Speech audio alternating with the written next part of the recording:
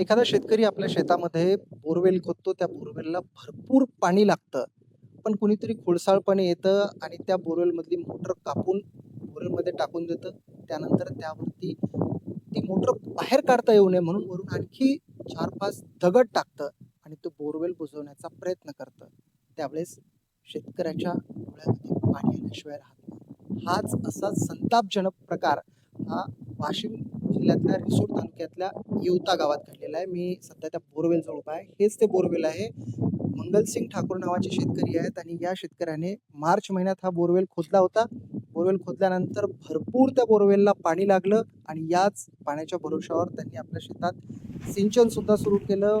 गेल्या काही दिवसात कांद्याचं पीक घेतलं. त्यानंतर आता हळदीचं पीक सुद्धा शेतामध्ये लावलं आणि चांगलं उत्पन्न येईल अशी त्यांना अपेक्षा होती. मात्र या चांगल्या पाण्याच्या बोरवेलला कुणीतरी खोडसाळपणे येऊन बुजवून टाकण्याचा प्रयत्न केलेला आहे. तुम्ही एक व्हिडिओ मी तुम्हाला दाखवतो. तुम्ही जर व्हिडिओ बघितला तर व्हिडिओमध्ये बोर हा व्हिडिओ कॅमेऱ्याच्या माध्यमातून स्कॅन केलेला आहे आणि स्कॅन केल्यानंतर तिथे तुम्हाला दिसतंय की मोठमोठाले दगड या बोरवेलच्या आतमध्ये आपल्याला अडकलेले पाहायला मिळत आहेत आणि त्याच्या खाली मोटर सुद्धा आहे. आपल्यासोबत शेतकरी आहेत. नेमकं त्यांचं काय म्हणणं आहे या संदर्भात जाणून घेणार आहोत. दादा, हा सगळा प्रकार तुमच्या कधी लक्षात आला? आता आम्ही हळद लावल्याच्या नंतर 3-4 दिवसात आम्ही पाहिलं, की आता हळदीला आम्हाला पाणी सोडायचं आहे. मग आम्ही ते पाहिलं.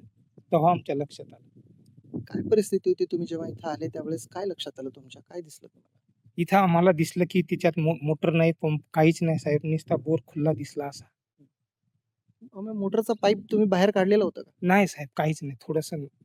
थोडंसं काहीतरी बाहेर होतं. बाकी काहीच बाहेर नव्हतं.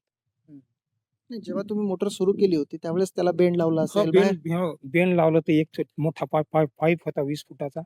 ते त्याला लावलेला. किती पाईप आहे त्याच्यामध्ये? आता मोटर जे आतमध्ये गेली तर तिला किती आता मोटर पंप 16 पाईप आहेत साहेब लोखंडी. लोखंडी हां. किती खर्च आला होता याच्यासाठी? आता मला बोरवेलला ₹55,000 लागले आणि मोटर पंप आणि पाईपसाठी ₹85,000 लागले.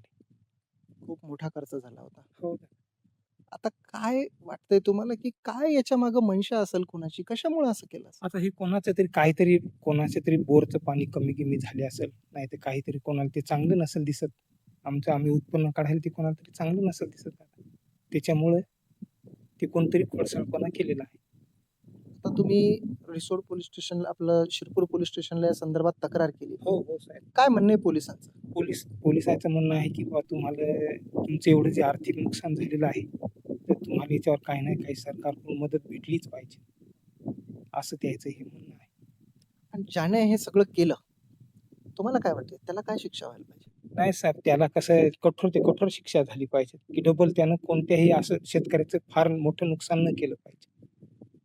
की शेतकऱ्याचं कसं असते तेवढ्याच्यात मात्र पूर्ण शेतीचा व्यवसाय असते. आणि हात जर बोरवेलच जर बंद पडला तर शेतकऱ्यानं काय करायचं? आपल्यासोबत त्यांच्या पत्नी सुद्धा आहेत.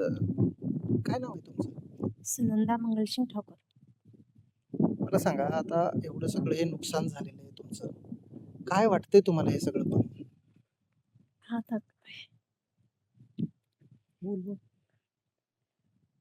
प्रचंड भावूक झालेल्या आहेत त्या, शब्द सुद्धा फुटत नाही.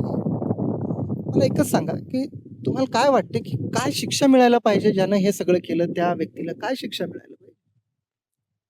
त्यांनी काहीतरी जाहीर केलं करायला पाहिजे. हे नेहमीच चालू नाही आमचं.